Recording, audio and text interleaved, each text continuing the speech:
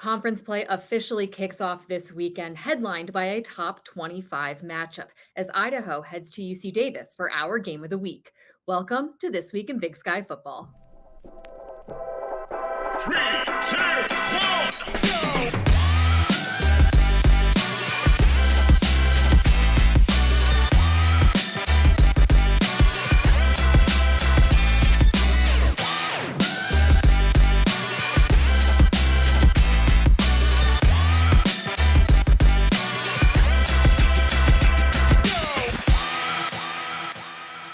Hello and welcome to This Week in Big Sky Football. I'm your host, Megan Robinson. Idaho's defense has found ways to make the big plays in the big moments. Will they find a way to stop the reigning Offensive Player of the Year in the Big Sky, Lan Larison?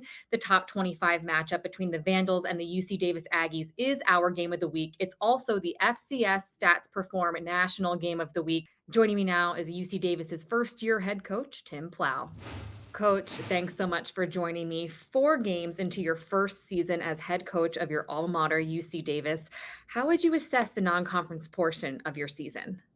I think it could kind of go on two sides. Obviously we're thrilled to be 3-1 and to be in a position where we feel like we can compete for a conference championship and possibly a playoff spot. And the fight of our team to figure out ways to win games has been really cool. And then the other side is just we really haven't played our best football yet. And as frustrating as that might be, that also makes us feel good about the fact that, if we can find ways to win when we're not playing our best, how good can we really be? You said you haven't played your best football yet. However, you are riding a 3-game win streak into this top 25 matchup with Idaho. What does that do for everyone's confidence entering Saturday's game? Yeah, I think our guys know that they're a good team, but I also think they're still gelling and figuring out, what type of team they're going to be.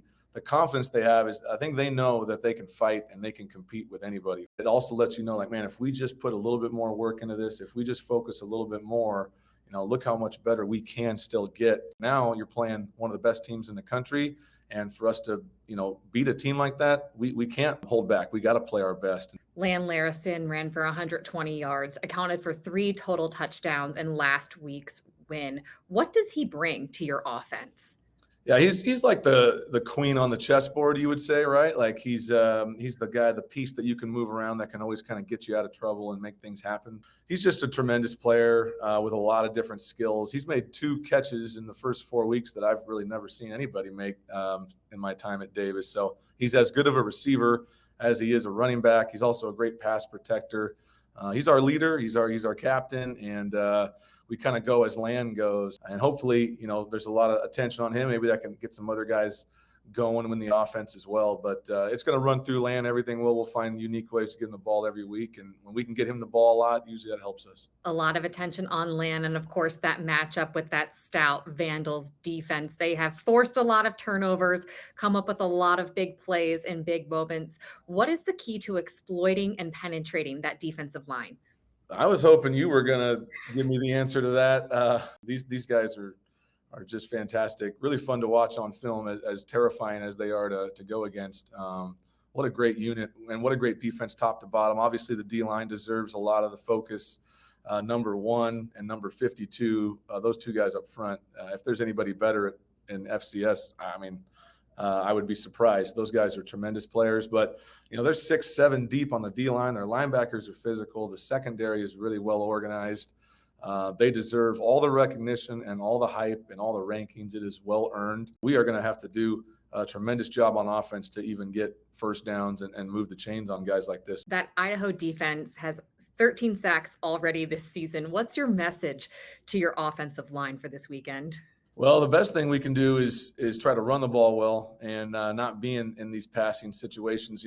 They really make their hay on the obvious pass downs, which is what great D-line rushers are going to do. If it's 3rd and long, 2nd and long, and everyone in the stadium knows you're going to throw it, then these guys are going to get after it and really get off on the ball and make some plays. So we got to stay ahead of the chains.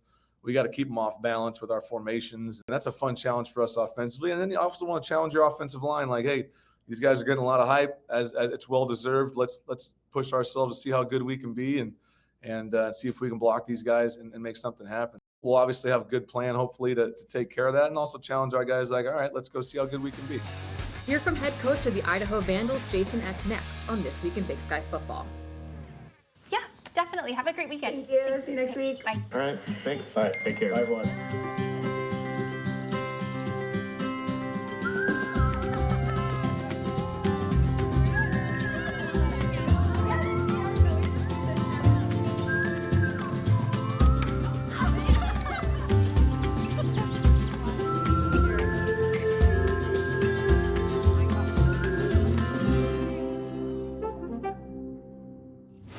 Welcome back to This Week in Big Sky Football. I'm Megan Robinson, joined now by the head coach of Idaho Vandals, Jason Eck. Coach, your offense had their best performance of the season in that win over Abilene Christian. Jack Wagner threw for 253 yards, 2 touchdowns. How would you assess Wagner's growth over the first 4 weeks of the year?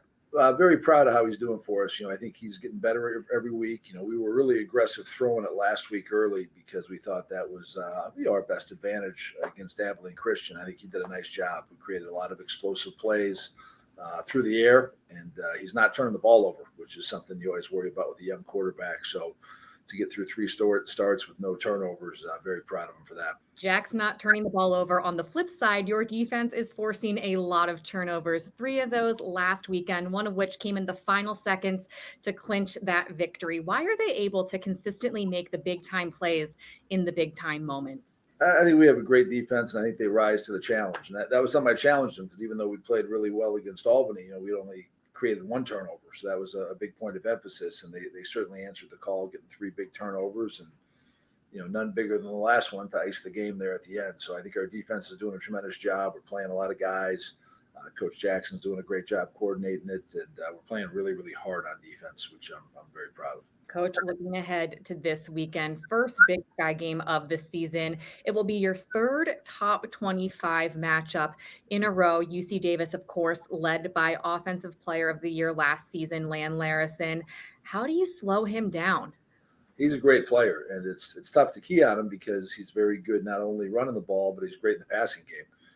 He's had some explosive plays getting out of the backfield. So you got to know where he is. You got to account for him. You got to make sure we have all of our coverage rules. If you have a blitz, you got to make sure you know who's got to cover him on the blitz when it changes. And just a tremendous player. And he's from the state of Idaho, so that kind of sticks in my craw a little bit that he's an Idaho guy playing against us for a different team in the conference. But he's a heck of a player, and he'll be a great challenge for us to stop this week. How will this matchup with UC Davis help set the tone for the rest of the Big Sky Conference season? Well, I think I told the team that earlier this week that what we've done so far has been great, to set you up for playoff contention. But this is totally different now, and we've gone a long time. The last conference championship at the University of Idaho is 1998. And the speed I think picks up a little bit in these games. You're familiar with these teams. We played against a lot of these guys 2 years ago, and the conference games are always tough. You're familiar with them. Coach Plough does a great job there. He's had a lot of success every stop he's had. So, and their defense is very good. Their defense is really carried over from the last staff, same D coordinator. They're very well coached and play very hard on defense. They really impressed me how they defended, Cal in that first game. So it's going to be a great challenge, and we're not easing into conference at all. I think we're playing, one of the better teams we'll play all year right away in this first game. And you got to go on the road as well, which we're used to. This will be our 4th road game in the first 5 weeks, so we got to embrace that. And it's going to be a little warm out there in Davis. Thankfully, they made it a night game for us to cool it down a little bit, but we'll be ready to go on Saturday night. Ahead, Eli Gillman's big day catapulted him into the Montana record books and earned him the title of Big Sky Offensive Player of the Week.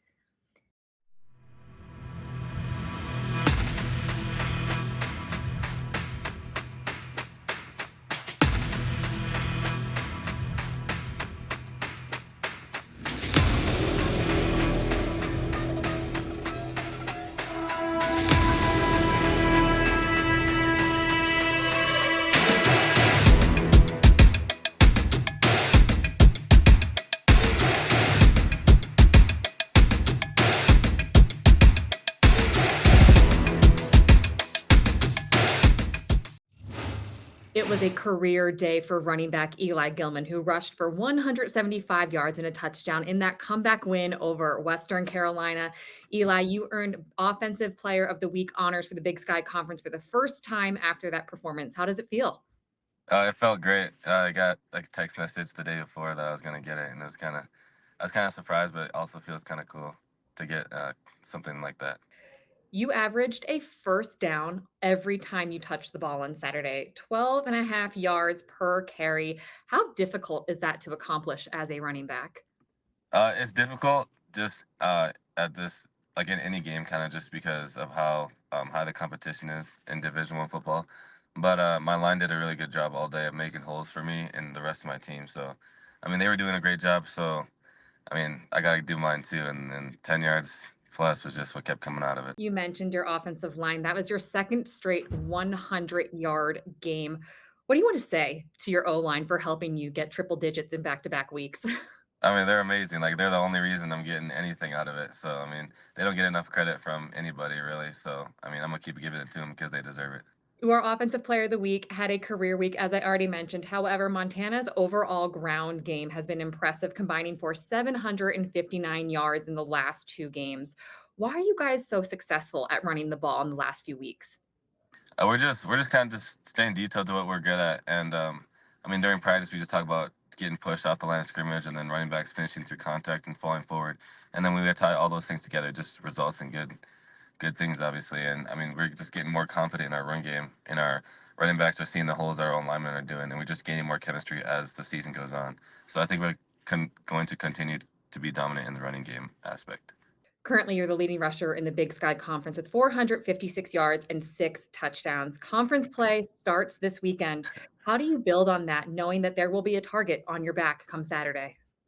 I'm just gonna keep doing what we're good at, keep doing what I'm good at, and then just keep trusting the process. Because I mean, even if there is a target, as long as I stick to what I'm good at, and the line's gonna stick to what they're good at, I still think we're gonna come out just as dominant as we have been. You are only 4 games into your sophomore season. You currently rank 20th in Grizzly history in career rushing yards with 1,489, close to 1,500 rushing yards. You're 13 on Montana's all-time touchdown leader list with 19 career touchdowns. How much more do you have in the tank? I got a lot left, and I guess it's just something we gotta wait and see. But I mean, I'm not striving to break records. I'm just striving to win each game and do what I can to help my team out. Big Sky fans have heard of Louis the Lumberjack. Coming up, I'll introduce you to his out-of-this-world companion. We never set out to be the largest casino resort in the Pacific Northwest. We just wanted to be the best. But we forgot that being the best means more guests wanting more action, more jackpots, more big-name entertainment, more pedicures. Well, more everything. Until one day, you look up and realize, we need a new hotel tower. The new River Tower, to be exact. Northern Quest in Spokane, Washington. Now the largest. And yes, still the best. We've all heard of Astronauts, but have you heard of Astrojacks?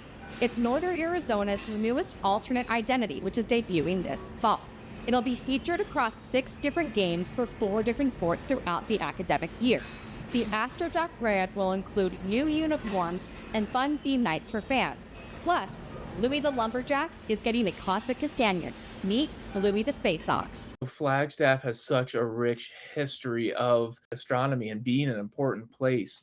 Back in 2001, Flagstaff was named the world's first international dark sky city, protecting light pollution to make sure that stargazers from all over the world can come to Flagstaff and see an unreal starscape, no matter where you're at in the city. We were the founding place of Pluto. And literally, we've had astronauts train to walk on the moon out in our cinders, out on the east side of town. So there's so much history. There's so much pride in Flagstaff's place within astronomy that we thought that this was just a very, very clear-cut way for us to be able to celebrate that pride as well. How many times will we see the Astrojacks across NAU sports this academic year? The Astrojacks will land in Flagstaff 6 different times, first of which will feature soccer. And we thought that it was very important to have soccer be our leading Astrojack night. It will be our only outdoor venue. It actually, serendipitously ended up being on a full moon night as well. Then we will take volleyball on October 17th. As part of our homecoming weekend as well. And then the Astrojacks will return for women's basketball in late January and then be rounded out for men's basketball in late February. Alex, obviously the uniforms are a big draw of the Astrojacks. What other events will be surrounding these games for fans to enjoy? Each one of our programs, again, soccer, volleyball, women's basketball, and men's basketball, will all have custom alternate uniforms. Our partners with Game One and Adidas have been phenomenal throughout to be able to provide that. With all of those sport programs as well, too, with those uniforms, we're going to be auctioning off those uniforms, those game-worn uniforms after the Astrojacks night. Marketing and fan engagement are kind of chomping at the bit at all the different possibilities to put on a show that is engaging, having some different creative things from a totally space-themed music playlist. We're partnering and continuing our smartphone light show pregame that we do for football, and we're doing a crowd constellation light show with fans' smartphones at the halftime of soccer match, at the intermission break for volleyball. We're doing all sorts of different partnerships with our Department of Astronomy and Planetary Sciences here on campus. They're going to have a telescope out at a few of our games. They're going to have some tabling out. And all sorts of just different fun giveaways, but really just trying to take a look at how we can produce and promote these Astrojack games in a completely different way and give our fans truly a one-of-a-kind experience. This Week in Big Sky Football is taking off for a quick break. We'll be right back.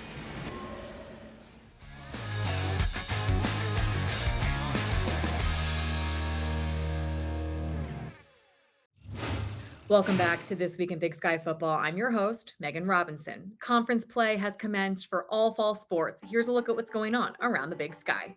Montana soccer wrapped up non-conference play with a perfect 6-0 record at South Campus Stadium after taking down Boise State 2-0. They'll open their Big Sky season Sunday at home against NAU.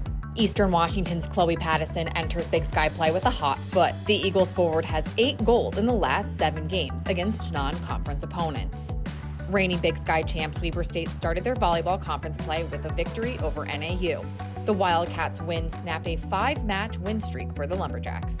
NAU's Danny Torres competed in the ITA All-American Championships this past weekend in Tulsa. The Lumberjack was the lone representative for the Big Sky Conference at the prestigious event. Finally, for the second consecutive week, Northern Colorado's Regina Mpagachi has claimed an individual title on the women's cross-country circuit, earning her second consecutive Big Sky Conference Women's Runner of the Week award. That's what happened this week around the Big Sky. With me now is Craig Haley of Stats Performing the Analyst. Craig, Big Sky Conference play officially kicks off this weekend. There have been some exciting non-conference games for lots of Big Sky schools. Who has impressed you the most thus far? Wow, Megan. I mean, 6 teams in the top 25 poll. I mean, there's a lot of candidates. I would have to say Idaho, of course. I mean, you can make a case that they're the number 1 team in the nation just because of the results they've had against their opponents, 2 FBS games, an FBS win. They're the only FCS team to have 2 top 25 wins, Albany and Abilene Christian. I mean, definitely the Vandals for the most impressive. We'll start with offense. Who would be your Big Sky offensive player of the first 4 games? Eli Gillman has been lights out, 10 yards a carry, leads the nation in that. Efton Chisholm at Eastern Washington's, probably the best receiver in the nation. But Lan Larison just stands out to me, just his versatility in the way he makes defenses just concentrate at all times on him. He'd be my pick right now. Defensively, you were just raving about the Idaho defense, but if you had to pick one player in the Big Sky, not necessarily a Vandal, who would you pick for defensive MVP in non-conference play? Well, it would be a Vandal. Megan, I'd probably go Keyshawn, James, Newby, all those sacks. I mean, 7 sacks leads the conference. All the yards he forces teams backwards, forced fumbles in the FBS games. Definitely James Newby. I just think he's been a difference maker on a defense with standouts all around. Let's pick some games for the Big Sky. We'll start with number 8 Montana heading to Cheney to face Eastern Washington. Who are you taking in this game? Well, it's the 50th meeting with Eastern Washington, and Montana certainly leads the series decisively, but they haven't won on the red turf. I mean, 6 attempts, and that includes that 2010 game, which is the unveiling of the red turf at Eastern Washington. I'd have to think that the Grizz get it done here, but boy, the Eagles just get ready for this game. So I think it could be a track meet. I think the Grizz kind of gets it done. Moving on to 10th ranked Sac State. The defense has not allowed a point. Since the fourth quarter of their week 2 matchup with Fresno State, they're heading to NAU to face a Lumberjack team that has looked pretty good through the first 4 weeks. Who are you taking in that one? That's a phenomenal stat to be able to do that. I think you have to like Sac State here. Sacramento State's on a roll with their defense, and I think you have to like them getting it done here. Finally, it is our game of the week. It is the Stats Perform FCS National Game of the Week.